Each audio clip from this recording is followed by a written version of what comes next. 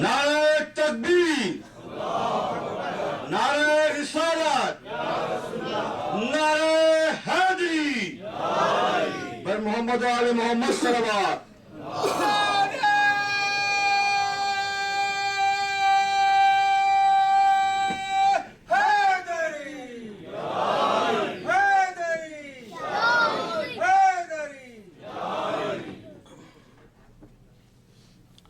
محمد والے محمد صلوات۔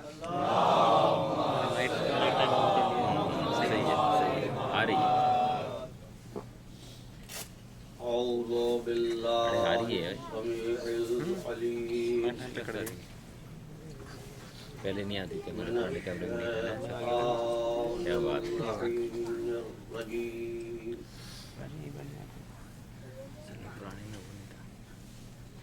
بسم اللہ الرحمن الرحیم الحمد للہ الذی الیہ مصائر الخلق وعواقب الامر نحمدہ علی عظیم احسانہ ونیر برہانہ ونوامی فضلہ وامتنانہ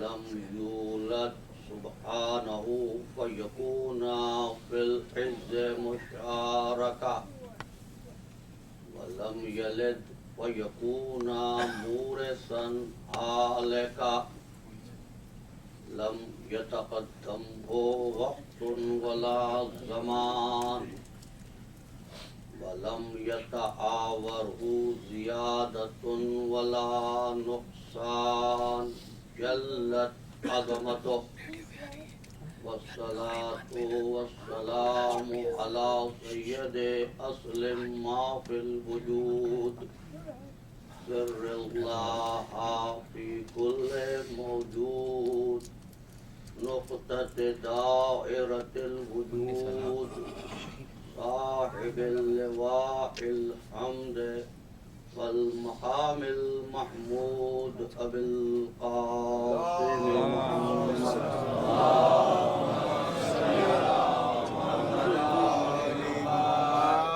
وأہل بیتہ الطیبین الطاہرین المعصومین المظلومین الذین اذهب اللہ عنہم الرجس وطہرہم تطہیرا۔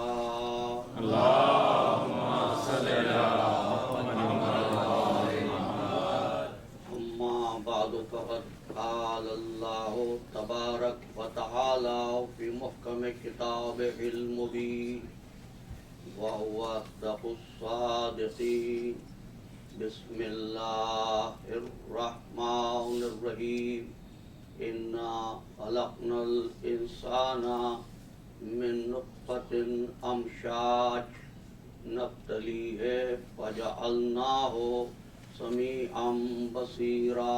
صلوات۔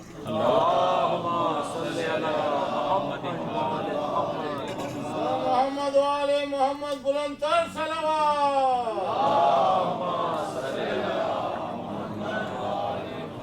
نعرہ حیدری۔ جیسا کہ آپ کے علم میں ہے، ہماری گفتگو کا عنوان ہے عادت اور عبادت۔ انسانی عادت یہ ہے کہ وہ چیزوں کے فیصلے ان کے ظاہر کو دیکھ کر کرتی ہے۔ عبادت کی بنیاد یہ ہے کہ چیزوں کے ظاہر پر نہیں، ان کے باطن کی عظمت پر نظر کرو۔ اس لیے واللہ یعلم وانتم لا تعلمون، اس لیے کہ تم نہیں جانتے ہو، وہ جاننے والا ہے۔ تمہارا علم تمہاری عادات اور حواس خمسہ میں محدود ہے۔ اس لیے عسا ان تکرہوا شیئا وہو خیر لکم، ہو سکتا ہے جس چیز سے تم نفرت کرو وہی تمہارے لیے بہتر ہو. وعسا ان تحبوا شیئا وہو شر لکم، ہو سکتا ہے جس چیز کو تم پسند کرو وہ تمہارے لیے بری ہو. اس لیے کہ اللہ جاننے والا ہے، تم جاننے والے نہیں ہو. اس لیے اگر دعاؤں کی قبولیت میں تاخیر ہو جائے یا دعا قبول نہ ہو تو پروردگار سے شکوہ نہ کرو، اس کا شکر ادا کرو. کیوں؟ تمہاری نظر امور کے ظاہر پر ہے، قدرت کی نظر ان امور کے باطن پر ہے. یہی وجہ ہے اگر اللہ کے رسول کسی معاہدے پر دستخط کرے اور تمہارے دل میں یہ خیال آئے کہ یہ ہماری فتح شکست میں بدل رہی ہے اور رسالت کی عظمت کے بارے میں شک پیدا ہو تو دیکھو اپنی رائے کو فیصلہ نہ سمجھنا، اس کے اعلان کو حقیقت جان کر ایمان لے آنا. کہ وہ ظاہر کو نہیں دیکھ رہا ہے، وہ باطن پہ نظر کر کے فیصلہ کر رہا ہے. انا فتحنا لک فتحا مبینا. دیکھو حق و باطل کے معرکے میں بدر بھی ہوئی، احد بھی ہوئی، خندق بھی ہوئی، خیبر بھی ہوئی. ہر غزوے میں اللہ نے مسلمانوں کو کامیابی سے ہمکنار فرمایا، لیکن کسی بھی کامیابی کو فتح مبین نہیں کہا. لیکن وہ واقعہ جہاں پر مذاکرات کے ذریعے مسائل حل ہوئے، تلوار چلی نہیں، فوجیں سفارہ ہوئی نہیں، معاہدہ ہو گیا، صلح حدیبیہ جس کا نام ہے تاریخ اسلام میں. وہ جب معاہدہ ہوا تو آواز قدرت آئی، انا فتحنا لک فتحا مبینا. اے حبیب ہم نے تجھ کو فتح مبین عطا فرمائی ہے. بھائی بدر میں فتح مبین نہیں، احد کو فتح مبین نہیں کہا، خندق کو فتح مبین نہیں کہا، خیبر کو فتح مبین نہیں کہا، صلح حدیبیہ کو فتح مبین کہہ کر قدرت نے شکست اور فتح کا معیار قائم کر دیا. کہ فتح کے معنی یہ نہیں ہے کہ دشمن کی فوجوں کو منتشر کر دیا جائے، فتح کے معنی یہ نہیں ہے کہ دشمن کو موت کے گھاٹ اتار دیا جائے. نہیں، فتح اور شکست کا معیار یہ ہے کہ وہ کون سا فریق ہے جو اپنے حصول مقصد میں کامیاب ہوتا ہے اور وہ کون سا فریق ہے جو حصول مقصد میں ناکام ہوتا ہے. تو عزیزان گرامی آپ نے دیکھا کہ عادت اور عبادت میں فرق کیا ہے. عادت ہے ظاہر پہ نظر کرنا، عبادت ہے باطن پہ نظر کرنا. یہی وجہ ہے اگر ظاہر میں دیکھو گے تو حجر اسود کیا ہے؟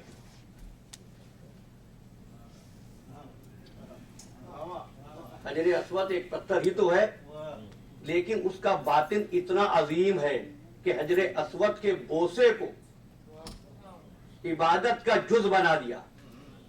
اب اگر کوئی بت پرست تم سے یہ سوال کرے، نوجوانوں کے لیے کہتا ہوں اور جہاں جہاں تک آواز جا رہی ہے کہ تم پتھر کو کیوں چومتے ہو، تم تو بت پرستی کے خلاف ہو، تو کہنا ہم پتھر کی پرستش نہیں کرتے، ہم نسبتوں کا احترام کرتے ہیں.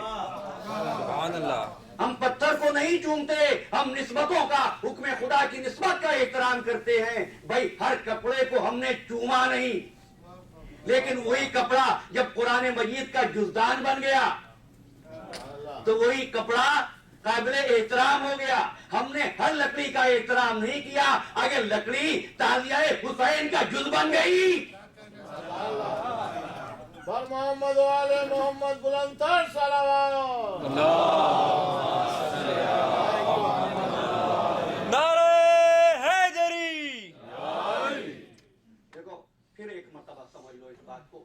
عادت ہے ظاہر پر قیاس کرنا، عبادت ہے باطنی عظمت کو تسلیم کرنا. اور دیکھو فقط یہی وجہ تھی کہ ظاہر پہ قیاس کر کے فرشتوں کی صحبت میں رہنے والا عزازیل ابلیس بن گیا. کیوں؟ اس لیے کہ اس کی نظر آدم کے باطن پر نہیں، آدم کے ظاہری پتلے پر تھی۔ ارشاد ہوا وَإِذْ قَالَ رَبُّكَ لِلْمَلَائِكَةِ إِنِّي جَاعِلٌ فِي الْأَرْضِ خَلِيفَةً قَالُوا أَتَجْعَلُ فِيهَا مَن يُفْسِدُ فِيهَا وَيَسْفِكُ الدِّمَاءَ وَنَحْنُ نُسَبِّحُ بِحَمْدِكَ وَنُقَدِّسُ لَكَ۔ جب اعلان کیا پروردگار نے، اور اس کے پہلے 3 الفاظ پہ غور کر لینا، یاد کرو اس وقت کو، عزیزو یاد کرو اس وقت کو۔ یہ خطاب ہو رہا ہے سرکار ختمی مرتبہ سے۔ اللہم صلی علی محمد اور یاد اسی کو دلایا جاتا ہے جو موقع پر موجود ہو۔ اب اعلان کر دیا کہ میں ایک خلیفہ بنانے والا ہوں، مٹی کا پتلا بنا۔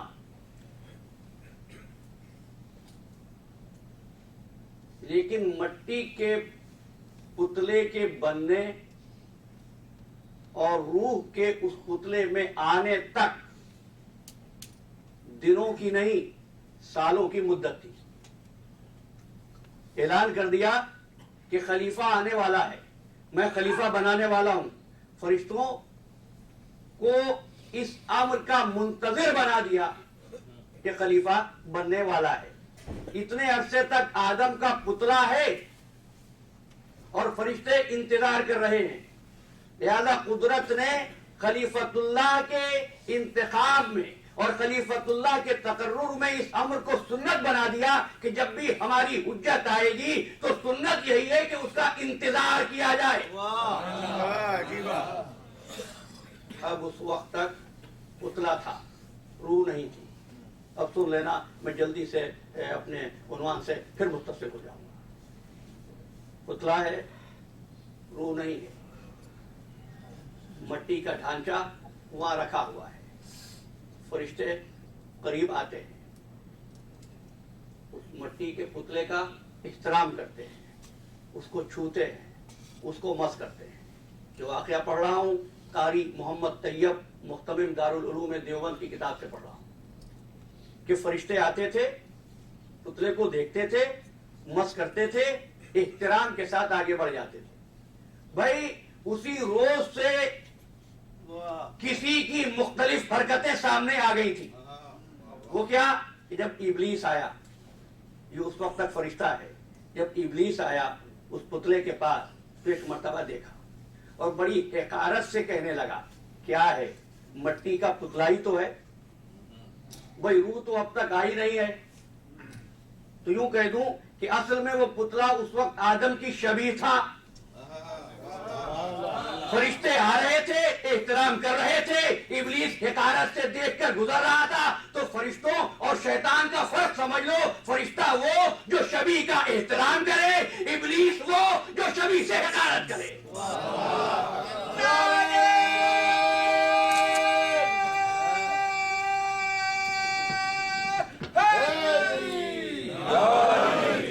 محمد و آل محمد بلندتر صلوات۔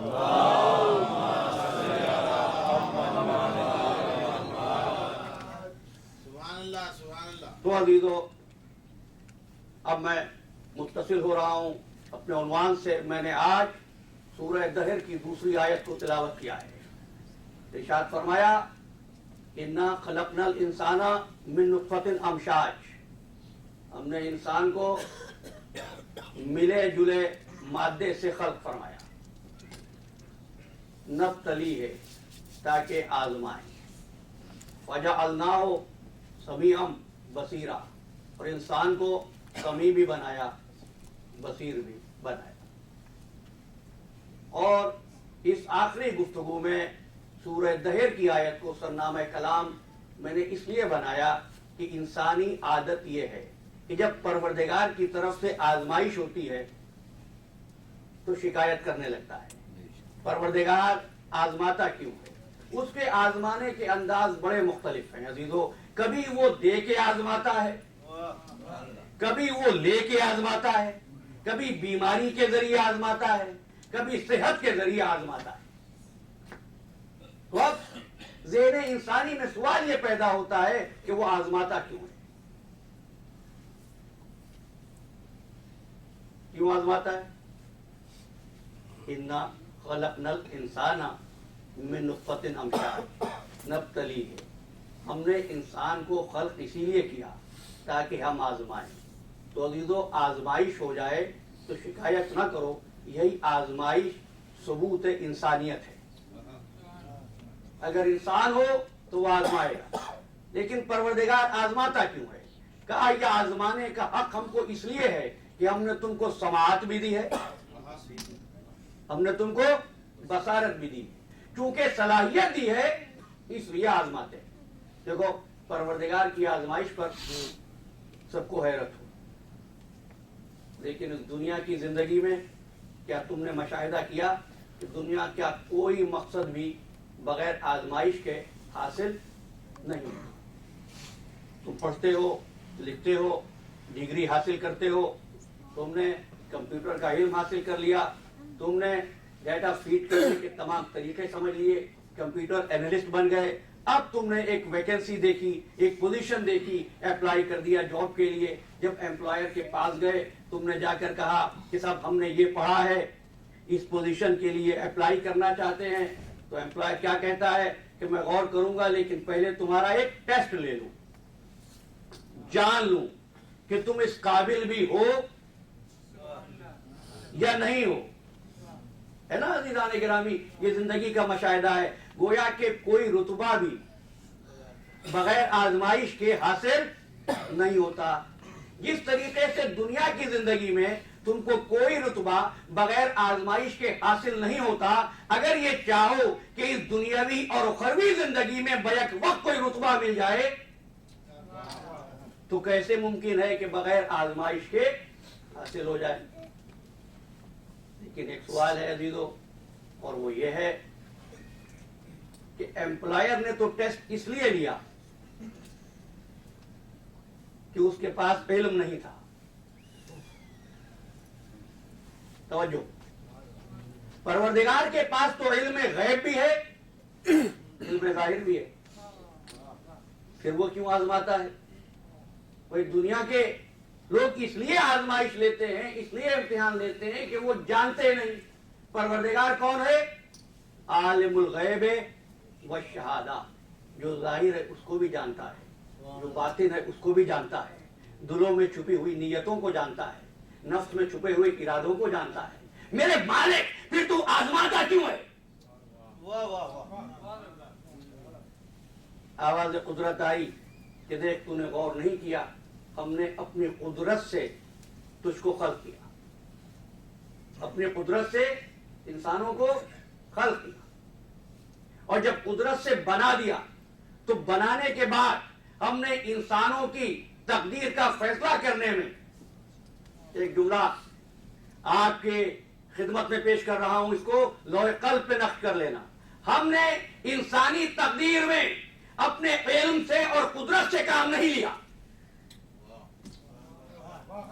بھئی جانتا تو وہ سب ہے، لیکن اگر کسی انسان کو پیدا کرنے کے بعد یہ فیصلہ کر دے کہ اس کو میں جہنم میں بھیجوں گا،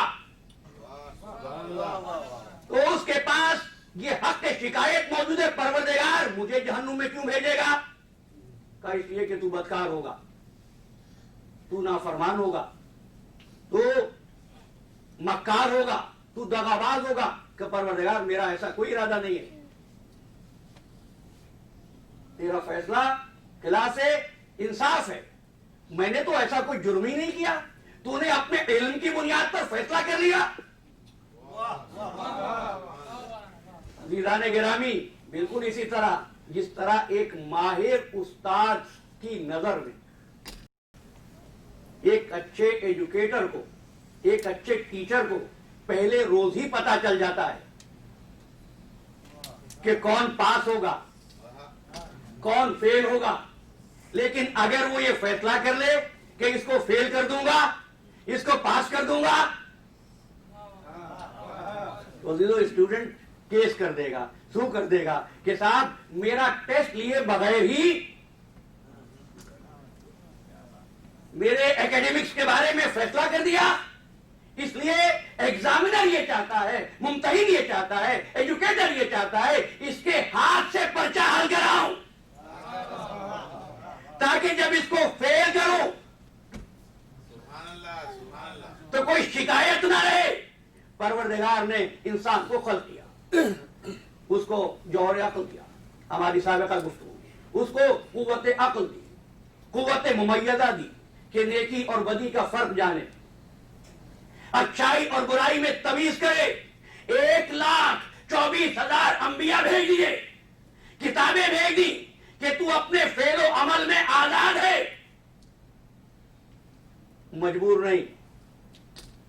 میں جملہ آپ کی خدمت پیش کروں عزیزان گرامی، اگر انسان مجبور ہوتا تو قدرت کو حق سزا نہیں تھا،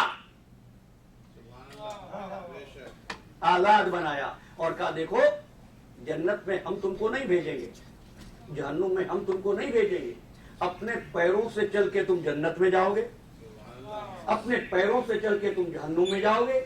اِنَّا هَدَيْنَاهُ السَّبِيلَ إِمَّا شَاكِرًا وَإِمَّا كَفُورًا، ہم نے تو راہ حق دکھا دی، چاہے تو شکر گزار بندے بن جاؤ، چاہو تو نافرمان بندے بن جاؤ۔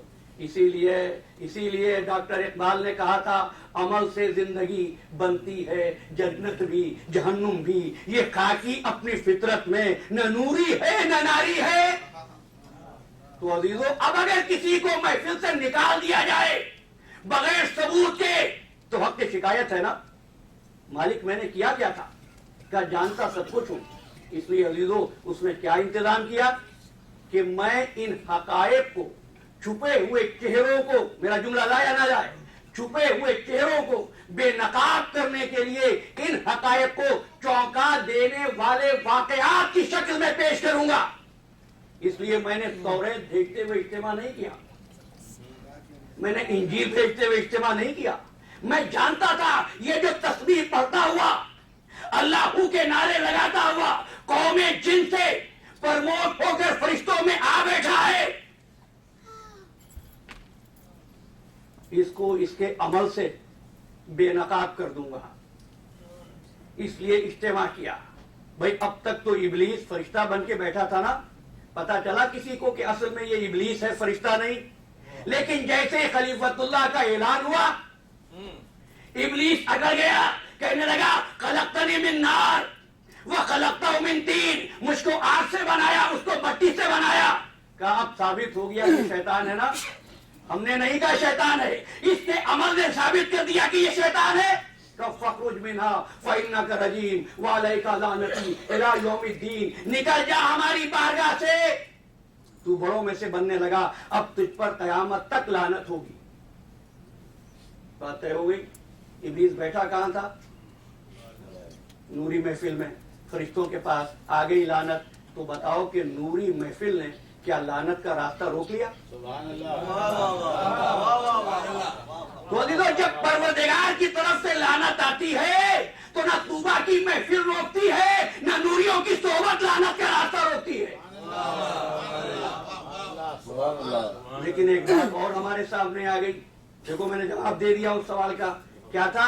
اجتماع کیا اس لیے تاکہ وہ چھپا ہوا چہرہ جو دوسرا لبادہ اوڑھ کر فرشتوں کی صف میں بیٹھا ہے یہ شیطان ہے۔ کیسے بتاؤں؟ بھائی ہم نے خلیفۃ اللہ کا اعلان کر دیا، ابلیس خود بخود پہچانا گیا۔ تو سنت الہی یہ ہے جب بھی کبھی چھپے ہوئے ابلیس کو پہچاننا ہو تو انتظار کرو اس وقت کا جب خلیفۃ اللہ کا اعلان کیا جائے۔ نعرہ حیدری، بر محمد و آل محمد بلندتر صلوات۔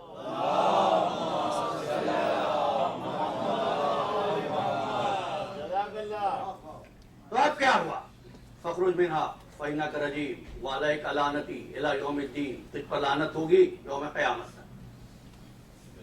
لیکن کیا ہوا؟ کیا ابلیس کا راستہ بالکل بند ہو گیا تھا؟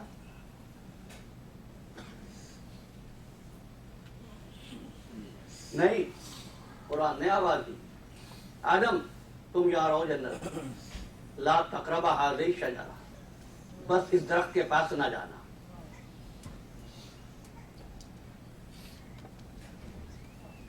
فتکونا من الظالمین، ورنہ تم ظالموں میں سے ہو جاؤ گے۔ اب میں نہیں کہتا ہوں،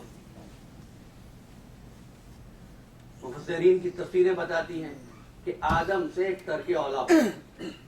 میں تو غلطی نہیں کہتا، گناہ نہیں کہتا، اس کی بھی ایک حکمت ہے، ورنہ تو آدم کو بنایا ہی زمین کے لیے تھا، ہے نا؟ لیکن آدم نے پھل کھا لیے۔ بھئی کیوں پھل کھا لیے؟ کہ شیطان نے آ کے قسم کھائی، شیطان نے آ کے کہا کہ درخت کے قریب جانے سے روکا ہے، درخت کا پھل کھانے سے تو نہیں۔ کیا کیا ابلیس نے؟ تعویل کی۔ پہلی بات ثابت ہوئی کہ راندہ درگاہ ہونے کے باوجود ابلیس کا پیغمبر کی صحبت میں آنا جانا تھا۔ ابلیس کا پیغمبر کی صحبت میں آنا جانا تھا۔ دوسری پہچان ابلیس کی کیا؟ قسمیں کھاتا تھا۔ جو کوئی بھی قسمیں کھاتا نظر آئے سمجھنا ابلیس۔ اچھا، تیسری بات سن لو، اور اس نے تعویل کی۔ جو تعویل کرے وہ کون؟ ابلیس۔ ابلیس کو پہچاننا کتنا آسان ہو گیا اس اجتماع سے۔ میں نے یہی کہا تھا نا، اللہ نے خلافت آدم پر اجتماع کیوں کیا؟ اللہ نے خلافت آدم پر فرشتوں کا اجتماع اس لیے کیا کہ دنیا اچھی طرح ابلیس کو پہچان لے۔ کیونکہ جب ابلیس کو پہچان لے گی تو کیا ہوگا؟ پوری کی پوری اسلام میں داخل ہو جائے گی۔ اب میرے سینے کی تھکن، میرے گلے کی خستگی تم دیکھ رہے ہو، اس لیے زیادہ تفصیلات میں نہیں جا سکتا۔ ارشاد فرمایا، یا ایھا الذین آمنوا ادخلوا فی السلم کافۃ، اے لوگوں پورے کے پورے اسلام میں داخل ہو جاؤ، ولا تتبعوا خطوات الشیطان، اور شیطان کی پیروی نہ کرو۔ اس لیے ابلیس کو پہچانا دیا، لیکن آدم کو پھر زمین پہ آنا ہوا۔ آدم زمین پر بھیجے گئے۔ بڑی توجہ رکھنا، آدم زمین پر بھیجے گئے کہ آدم کو ایسے زمین پر اتار دیا؟ نہیں، آدم ہے اللہ کی حجت، آدم ہے پہلا انسان، آدم ہے پہلا نبی۔ آدم کو جب اتارا تو ایسے زمین پر نہیں اتارا۔ تفسیریں بتاتی ہیں کہ آدم کے ساتھ ایک خیمہ بھی نازل کیا، ایک ٹینٹ، ایک خیمہ نازل کیا۔ یہ خیمہ اسی جگہ پر نصب ہوا جہاں پر آج خانہ کعبہ ہے۔ تم نے غور کیا کہ آدم کے بھیجنے کے لیے یہ اہتمام کیوں کیا گیا؟ اہتمام اس لیے کیا کہ نبی ہمارا ہے، حجت ہماری ہے۔ ہم نہیں چاہتے ہر مقام پہ چلا جائے، ہم چاہتے ہیں آدم کسی مقام محترم پر جائے۔ بھئی آدم چھوٹے نبی ہیں، آدم خاکی ہیں، آدم صاحب کتاب نہیں ہیں، آدم صاحب شریعت نہیں ہیں، لیکن آدم کو بھیجتے ہوئے بھی اتنا اہتمام، ہر گھر میں نہ جائے، محترم مقام پر جائے۔ جب آدم بھی محترم مقام پر جائے تو کیا محمد عربی کو قدرت کسی کافر کے گھر میں بھیج دے گی؟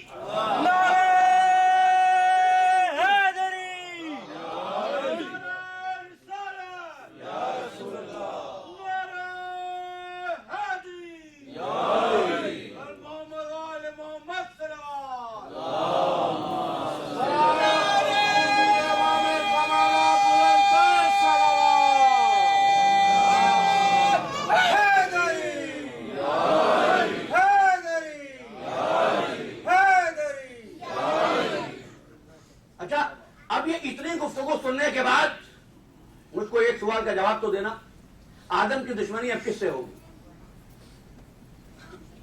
ابلیس کی دشمنی اب کس سے ہوگی؟ ابلیس کس کا دشمن ہوگا؟ آدم کا، ہے نا؟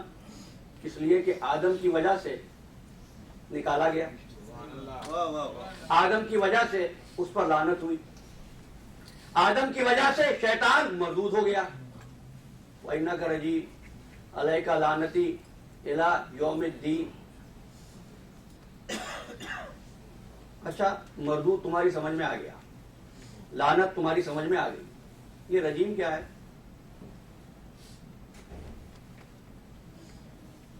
کسے کہتے ہیں رجیم؟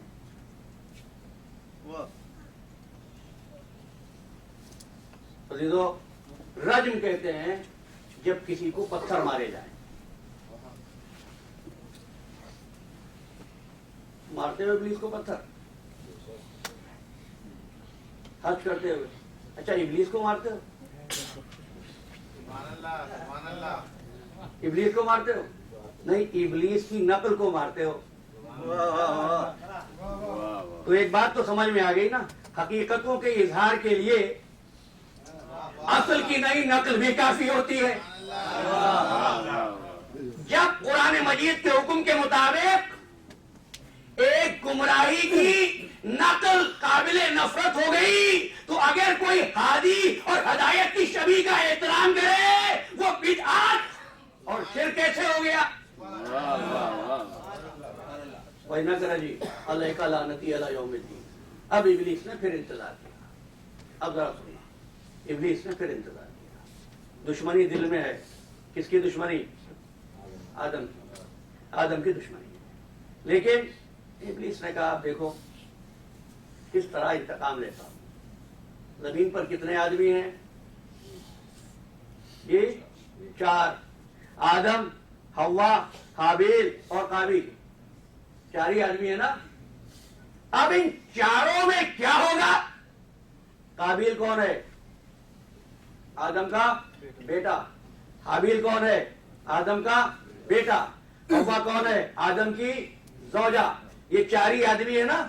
بھئی آج تو گمراہی کو دیکھ کر تم کہہ دیتے ہو کہ دنیا میں بڑے مسائل ہیں، کہیں کیبل ہے، کہیں انٹرنیٹ ہے، کہیں پیئر پریشر ہے۔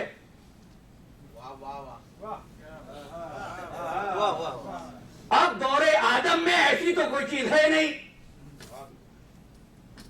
بگاڑنے والا کوئی ہے نہیں، ماحول کی شکایت تم کر سکتے نہیں۔ بھئی حابیل بھی نبی کی صحبت میں، قابیل بھی نبی کی صحبت میں۔ تو عزیزو اگر کسی کو نبی کی صحبت بگاڑ سے محفوظ رکھ سکتی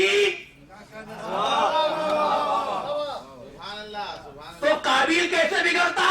اس لیے میں کہتا ہوں صحبت اور چیز ہوتی ہے، معیت اور چیز ہوتی ہے۔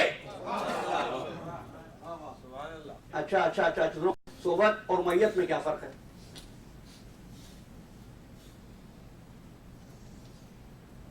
نہیں، اچھا چلیں اس بات کو اس طرح لیتے ہیں۔ آج سے کچھ عرصہ پہلے جب اس مملکت اور مملکت کی انتظامیہ نے خطرہ محسوس کیا اپنی سلامتی کے لیے تو انہوں نے ایک فیصلہ کیا۔ کیا فیصلہ کیا؟ کہ جو لوگ باہر سے آئے ہیں ان کا رجسٹریشن ہو جائے، جو لوگ دوسرے ممالک سے اس ملک میں آئے ہیں ان کا رجسٹریشن ہو جائے۔ بعض لوگ بہت چیمہ جبی ہوئے۔ میں نے اس وقت کہا تھا کہ بڑا فطری فیصلہ تھا، بڑا اچھا فیصلہ تھا، بڑا قابل قدر فیصلہ تھا۔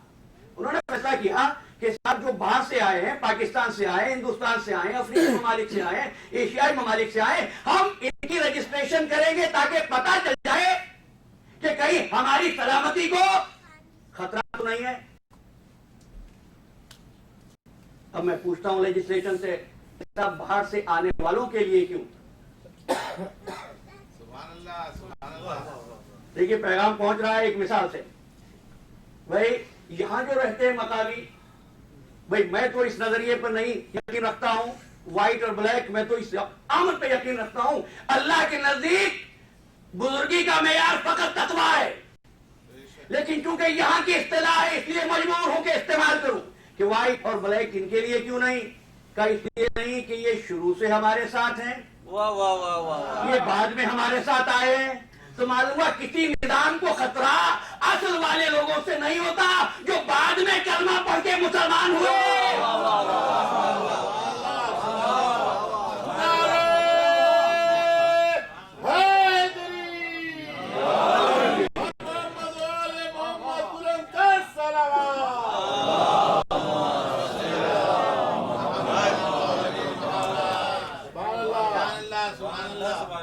دیکھو اخبارات پڑھنے والے، ٹی وی دیکھنے والے میری بات کو سمجھ گئے، لیکن اب میں ان نوجوانوں کے لیے ایک بات کہہ رہا ہوں۔ معیت اور صحبت میں کیا فرق ہے؟ صحبت وہ جو وقت کے ساتھ ساتھ بدل جائے. معیت وہ کسی بھی سچویشن میں, کسی بھی سرکمسٹانسز میں کبھی نہ بدلے.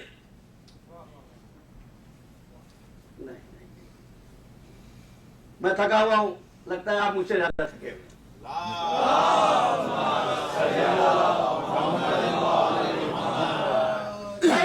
تم نے مجھے گرمیوں میں دیکھا تھا, میرے پاس یہ مفلر نہیں تھا, یہ سویٹر نہیں تھا. سردیاں آ گئی, سویٹر آ گیا. سردیاں چلی گئی, میرے کپڑے معمولی ہو گئے, میرے کپڑے عام ہو گئے. کیوں عزیزو؟ سردی میں ضرورت ہے جسم کو چھپانے کی, اس لیے لباس بدل گیا. لیکن کبھی تم نے دیکھا کہ میرا ہاتھ بدل گیا ہو گرمیوں میں اور سردیوں میں, اور میرے پیر بدل گئے ہوں گرمیوں میں اور سردیوں میں, اور میرا چہرہ بدل گیا ہو؟ فرق کیا ہے؟ لباس کو نصیب ہے صحبت, آزاد کو ملی ہے میت. صحبت حالات کے ساتھ بدل جاتی ہے, میت کبھی نہیں بدلتی. بس صحبت میں اور میت میں اتنا فرق ہے, حالات دیکھ کے جو قریب آ جائے وہ ہے صحبت میں, اور جو پیدائش سے ساتھ آیا ہے وہ ہے میت میں.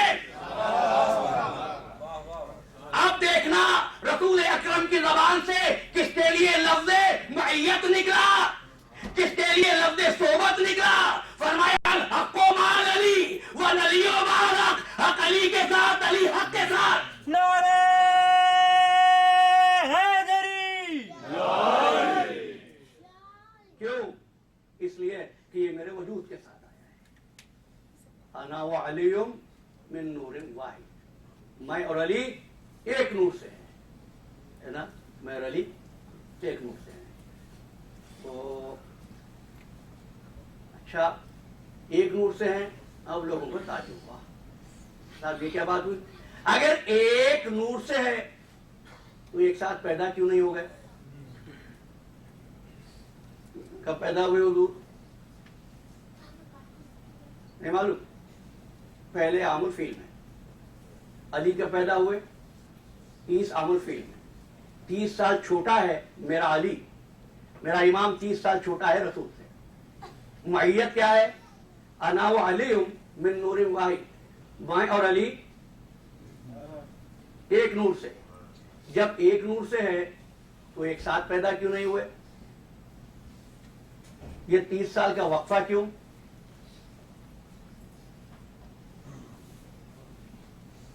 اس لیے کہ اگر علی اور رسول ایک ساتھ پیدا ہوتے تو علی کی عمر بھی وہی ہوتی جو رسول کی تھی. جب عمر ایک ہی ہوتی تو اگر رسول کی نصرت کرتے اس وقت جب کفار کے بچے پتھر مار رہے تھے تو لوگ یہ کہتے ہیں کہ صاحب بزرگ ہو کر بچوں سے لڑتے ہیں. یہ واقعہ جب میں نے پڑھا نا کہ جب حضور باہر نکلتے تھے تو کفار قریش کے بچے حضور کو پتھر مارتے تھے, حضور زخمی ہو جاتے تھے. ایک دن گھر میں آئے, علی نے دیکھا یا رسول اللہ آپ کا جسم مبارک زخمی ہے. کہا علی جب باہر نکلتا ہوں تو بچے مجھ کو پتھر مارتے ہیں. کہا جب کل باہر جائیے تو مجھ کو بھی ساتھ لے کر جائیے. اگلے دن آگے آگے رسول, پیچھے پیچھے علی. کفار قریش نے دیکھا رسول آ رہے ہیں, اپنی عادت کے مطابق پتھر اٹھائے اور حضور کو نشانہ بنایا. جب نشانہ بنایا انہی آنے والے پتھروں کو علی نے اپنے ہاتھوں سے روکا, اور انہی پتھروں کو جب واپس بھیجا تو کسی کا ہاتھ زخمی ہوا, کسی کی ناک پھوٹی, کسی کی پیشانی زخمی ہوئی. لوگوں نے آ کر اپنے بڑوں سے کہا قسمنا علیون, علی نے تو ہماری ہڈیاں توڑ دی. اب جب شکایت لے کر آتے تھے لوگ ابو طالب کے پاس تو ابو طالب کہا کرتے تھے کل جب بھتیجے کو ستاتے تھے میں کہتا تھا تو کہتے تھے بچوں کا معاملہ ہے. بھائی پریشان کیوں ہوتے ہو؟ یہ تو بچوں کا مقابلہ ہے. تمہارے بچے جانے اور میرے بچے جانے.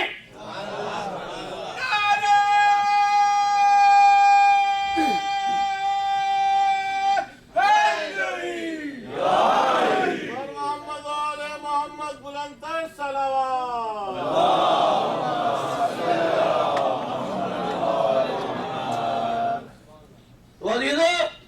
ادھر کثرت تھی، ادھر وحدت تھی، ادھر بہت سے بچے تھے، ادھر علی اکیلے تھے.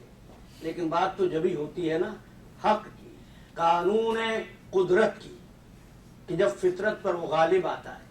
اور جب فطرت پر قانون قدرت غالب آتا ہے تو بڑی عجیب باتیں ہوتی ہیں عزیزو. پورا گھر جل جاتا ہے، قرآن کا نسخہ محفوظ ہو جاتا ہے.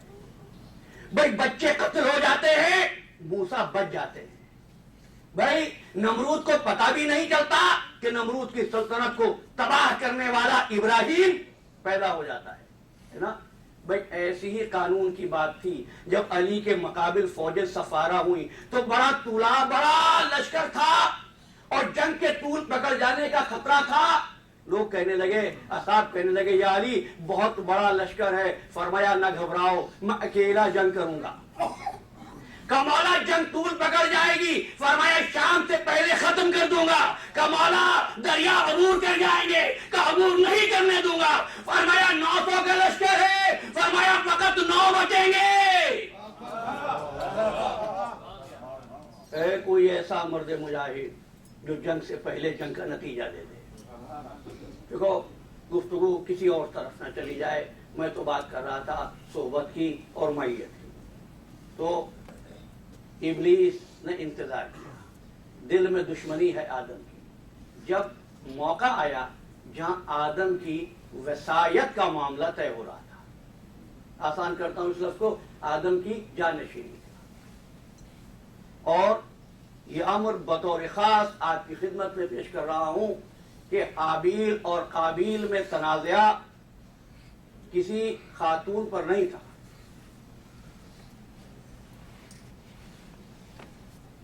شریعت اسلامیہ فطرت پر مبنی ہے.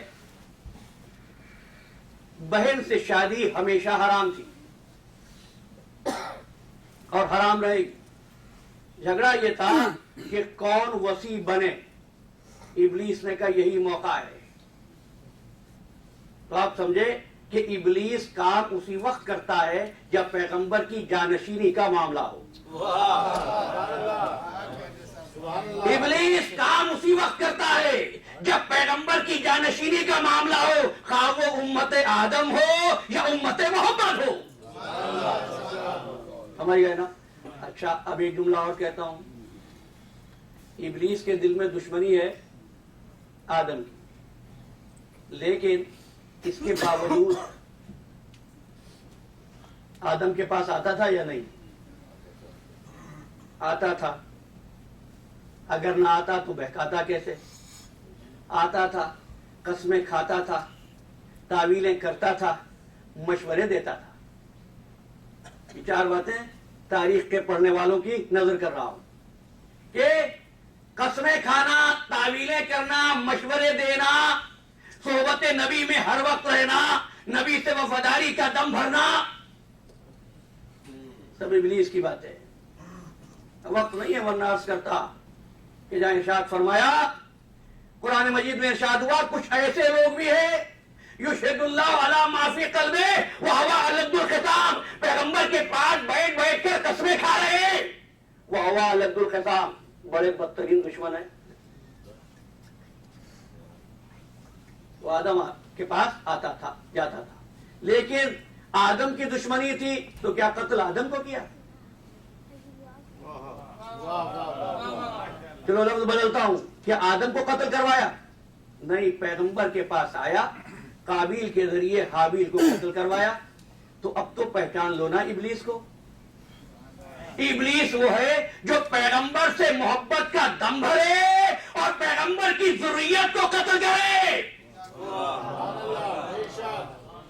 ابلیسیت نام ہے اس امر کا. پیغمبر سے وفاداری کا دعویٰ ہو اور پیغمبر کی ذریت کو قتل کرے. اب دیکھ لینا وہ مکالمہ جو کربلا کے میدان میں حسین ابن علی اور عمر سعد کے درمیان ہوا تھا. حسین سے کیا دشمنی تھی؟ کربلا میں فقط ایک بہانہ تھے حسین. لینے والے نے لیا تھا امتحان مصطفیٰ. ذریت پیغمبر کا قتل اس اس سے بڑی ابلیسیت اور کیا ہوگی؟ اس ابلیسیت کا مظاہرہ تو اسی روز ہو گیا تھا جس روز پیغمبر کی بیٹی یہ مرثیہ پڑھ رہی تھی. صبت علیہ مصائب اللہ ونہا صبت علی الایام سرنا لیالیا. بابا تیرے بعد مجھ پر اتنی مصیبتیں پڑی کہ اگر روشن دنوں پر پڑتی تو سیاہ راتوں سے بدل جاتے. بس تو نازدارو، فاطمہ بی بی نے زندگی کے تمام ایام اپنے بابا کو یاد کرتے ہوئے رونے میں گزار دی. گریا اسی روز سے برا لگنے لگا. ابو الحسن سیدہ سے کہہ دو یا دن کو رویا کریں یا رات کو رویا کریں. دن کو رونے سے ہم کام نہیں کر سکتے، رات کو رونے سے ہم آرام نہیں کر سکتے. اور جب یہ پیغام آیا ہے نا پیغمبر کی بیٹی کے پاس تو فرمانے لگی ابو الحسن ان سے کہہ دو کہ سیدہ کچھ دنوں کی مہمان ہے، بہت جلد اپنے بابا سے جا ملے گی. اور ایک جملہ مجھے یاد آیا ہے جب سیدہ دربار سے واپس ہوئی تھی. میں پورا واقعہ نہیں پڑھوں گا. سیدہ دربار سے واپس ہوئی، جب دولت سرا میں داخل ہوئی تو ایک مرتبہ بیٹی نے، چھوٹی سی بیٹی نے پوچھا اماں کیا حق مل گیا؟ کیوں؟ بنت رسول کی آنکھوں میں آنسو تھے. اماں کیا حق مل گیا؟ تو فرمانے لگی بیٹی حق کے نہ ملنے پر نہیں روتی، رو اس بات پر رہی ہوں کہ آج دربار میں جو منظر دیکھ کر آئی ہوں یقین ہو گیا ہے زینب تیری چادر محفوظ نہیں رہے گی. بس میں اپنے مدعا تک پہنچ گیا. تم زینب کی اسیری کا ماتم کرنے آئے ہو نا. آج 10ویں محرم بھی گزر گئی. پہلی محرم سے عصر عاشور تک تم نے جو ماتم کیا ہے نا یہ شہیدوں کا ماتم تھا. اور اب جو ماتم شروع ہو رہا ہے نا یہ غریبوں کا ماتم ہے، یہ اسیروں کا ماتم ہے، یہ زینب کا ماتم ہے. یہ اس بی بی کے لیے ماتم ہے جس بی بی کی کربلا میں گود بھی اجڑ گئی، مانگ بھی اجڑ گئی. ام رباب ہمارا سلام ہو، ام لیلا ہمارا سلام قبول کرو. اے علی اکبر کی ماں ہمارا سلام قبول کرو، علی کی بیٹی ہمارا سلام. اب شام غریباں ہے، آؤ تم کو میں کربلا لے چلوں. میرے ساتھ چلو، میرے ساتھ چلو. لیکن دیکھو آہستہ آہستہ چلنا، آہستہ آہستہ چلنا، احتیاط سے چلنا. جگہ جگہ پر آل محمد کی لاشوں کے ٹکڑے ہیں. آؤ میرے ساتھ. دیکھو یہ ایک لاشا ہے، دیکھ رہے ہو اس لاشے کو؟ ارے اس کی داڑھی کو مہندی کا خضاب ہوا ہے، پہچانے کون ہے؟ یہ حبیب ابن ملار ہے. اور آگے چلو، آؤ آگے چلو. اب دیکھو یہاں پر بھی ایک لاشا ہے. دیکھو تو ذرا غور سے کس کا لاشا ہے؟ ارے یہ تو کوئی بچہ معلوم ہوتا ہے. ارے یہ عبداللہ ابن حسن کا لاشا ہے. جانتے ہو نا عبداللہ بن حسن اس وقت خیمے سے نکلا تھا جس وقت دیکھا میرا چچا بے ہوش ہے اور ظالم تلوار لے کے بڑھا ہے. اور آگے چلو، آگے چلو. یہ مسلم بن اوسجا کا لاشا ہے، یہ زہیر بن قین کا لاشا ہے. اور اب میری سمجھ میں نہیں آ رہا، میرے قدم خود رک گئے. تم بھی ٹھہر جاؤ، غور سے دیکھو یہ کیسا لاشا ہے، یہ کیسا لاشا ہے. ارے ایسا معلوم ہوتا ہے رسول اللہ لیتے ہوئے ہیں. پہچانے یہ حسین کے لال علی اکبر کا لاشا ہے.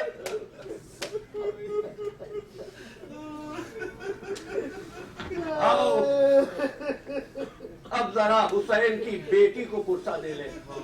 وہ بیٹی جس نے بابا کو رخصت کرنے کے بعد شام تک انتظار کرتی رہی تھی میرا بابا آئے گا، میرا بابا آئے گا. حسین کو میدان میں گئے ہوئے دیر ہو گئی تھی، بیویاں انتظار کر رہی تھی کہ حسین آئیں گے. عزاداروں ایک مرتبہ ایسا معلوم ہوا زینب کو کوئی در خیمہ پہ آیا ہے، در خیمہ پہ آیا ہے. سکینہ بیوی ایسا معلوم ہوتا ہے کوئی آیا ہے. بچی ایک مرتبہ مشتاق ہو کے دروازے خیمے پڑی یہ سوچتی ہوئی شاید میرا بابا آ گیا. بچی گئی تو بڑی طور سے تھی میرا بابا آ گیا, لیکن جب پردہ ہٹایا تو کیا دیکھا, بابا تو نہیں تھا, زلجنا آیا تھا اس حال میں کہ رکابیں کٹی ہوئی تھی اور خون میں تر تھے. بیویوں نے فریاد شروع کی, زلجنا میرے بابا کو کہاں چھوڑ آیا؟ کسی بیوی کا نواسا, زلجنا میرے وارث کا کیا کیا؟ کوئی یہ کہہ رہی تھی زلجنا میرا بھائی کہاں گیا؟ اب شام غریبہ ہے, اب ذمہ داری زینب پر ہے. تم جانتے ہو نا, مدینے سے چلتے ہوئے بھائی اور بہن نے عہد کر لیا تھا کہ فرائض کو بانٹ لیں گے. تیرے ہر غم میں, تیری ہر مصیبت میں, تیری ہر تکلیف میں بہن تیرے ساتھ رہے گی. عزادارو, حسین کی ہر مصیبت میں زینب شریک رہی. حسین قاسم کا لاشا لائے زینب موجود تھی, اکبر کا لاشا لائے زینب موجود تھی, عباس کا علم لائے زینب موجود تھی. تو حسین کی ہر مصیبت میں زینب شریک ہے. عزادارو, اللہ تمہارے گھروں کو آباد رکھے. ایک بات کہتا ہوں, زینب کی ہر مصیبت میں حسین شریک نہیں. آج زینب اکیلی ہے. اب زینب کیا کرے؟ ایک مرتبہ فوج شام کے گھوڑوں کا رخ خیموں کی طرف ہوا, بس آتے جو گئے خیموں کی طرف رخ ہوا. اور کیا ہوا؟ جن کو قرآن نے اہل بیت کہا تھا وہ بے بیت ہو گئے. چادریں چھننے لگی, سکینہ بیوی کے گوشوارے چھین لیے گئے. کسی نے معصوم سے پوچھا کہ مولا, سکینہ کے گوشواروں کا بہت ذکر ہوتا ہے, کیا وہ گوشوارے بہت قیمتی تھے؟ کہا تو نے میرا کلیجہ چار کر دیا. اگر اتار لیے جاتے تو ذکر نہ ہوتا. اس طرح اتارے میری بہن کا خون سے سرخ ہو گیا. ایک واقعہ اور ہے, وہ بھی سن لو. امام محمد باقر سے کسی نے پوچھا کہ ہم نے دیکھا کوئی بیوی تھی جو سرخ چادر اوڑے ہوئے کبھی خیمے سے باہر آتی تھی, کبھی خیمے کے اندر جاتی تھی. ایک خیمہ جلتا تھا, بیویوں کو لے کے دوسرے خیمے میں جاتی تھی. کہا مولا وہ بیوی کون تھی؟ کہا وہ ہماری جدہ زینب اولیاء تھی. کہا مولا عاشور کے دن سرخ چادر؟ فرمایا تو نے میرے زخم تازہ کر دیے, میرے زخم ہرے کر دیے. ارے زینب کی چادر سرخ نہیں سفید تھی. جب اکبر کے لاشے میں آئی, عزادارو خیمے جل گئے, چادریں چھری. جب ایک خیمہ جلتا تھا بیویاں دوسرے خیمے میں جاتی تھی, دوسرا جلتا تھا تیسرے خیمے میں جاتی تھی. یہاں تک تمام خیمے جل گئے, بس ایک خیمہ باقی رہ گیا جس میں تمہارا بیمار امام موجود تھا. ثانی زہرا آئی, سجاد کا شانہ ہلایا, بیٹا سجاد تم امام زمانہ ہو, بتاؤ کیا کریں, جل کر مر جائیں یا باہر نکل جائیں؟ فرمایا وَعَلَيْكُنَّ بِالسِّحْرَةِ, اپنی اماں عورتوں اور بچوں کو لے کر خیمے سے باہر نکل جاؤ. فرماتی ہیں بیٹا سجاد ہمارے سروں پر اب چادر نہیں ہے. کہ اپنی اماں خاک کربلا سے بالوں کا پردہ کرو,